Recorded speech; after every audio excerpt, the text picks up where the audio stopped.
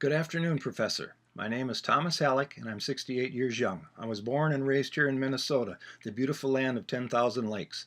My wife Robin and I live on a 60-acre hobby farm where wildlife is abundant. We can hunt and fish right here on our property. Over the years, I've been employed in many places, covering many different careers. I have worked on a factory assembly line, putting together tire chains. I've stacked flax bales in 100-foot stacks. I have 10 years experience working in grocery stores, where I was everything from a carryout to a manager. I have over 10 years experience working in movie theaters, doing everything from concessions, projectionist, and management. I was also in the printing trade for 32 years, where I started out as an illustrative photographer, line photographer, and graphic designer.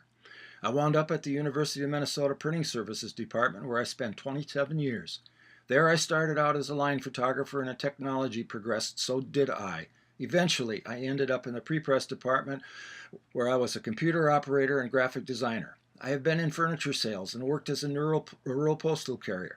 Almost every job I've ever had in some way fed my creative passions, whether it was through photography, graphic design, or my creative mind for writing, as I was always learning to see, feel, and experience all that life could offer. I'm still learning, and that's why I am here taking this course. My passions now are to use my vast wealth of knowledge and experience to record my creative thinking on paper, video, and to learn to do that on the internet.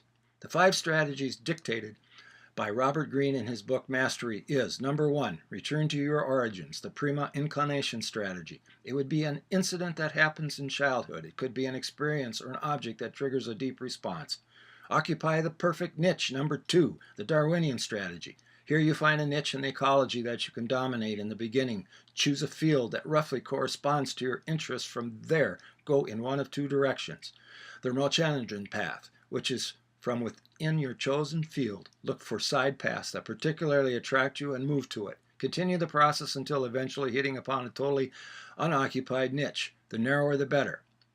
Then there's the Muskoka path, which is where your first field is mastered. Look for other subjects or skills that you can conquer. They can be combined. Continue the process as you wish. Ultimately, you create a field that is uniquely yours. Number 3, avoid the false path, the rebellion strategy. Here's where you realize as early as possible that you have chosen your career for the wrong reasons. Actively rebel against these forces that have pushed you away from your true path. Let your sense of rebellion fill you with energy and purpose. Number 4, let go of the past, the adaptation strategy.